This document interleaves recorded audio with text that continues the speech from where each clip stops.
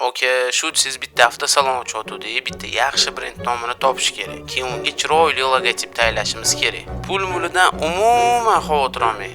Qancha desangiz shuni beramiz. Logotip ishchilarning kiyimida, podarочный paketlarda, vizitkalarda umuman olganda avtosalonni fasadida ham udar turish kerak. Logotipni shunaqa zo'r tayinlangki, bitta ko'rgan odamni og'zi ochilib qolsin. Lekin unga yaxshilab o'ylab qarasam, podarочный paket, ishchilar kiyim dizaynini tayinlattirsam ham babuni chiqartirib ishlatmas ekan.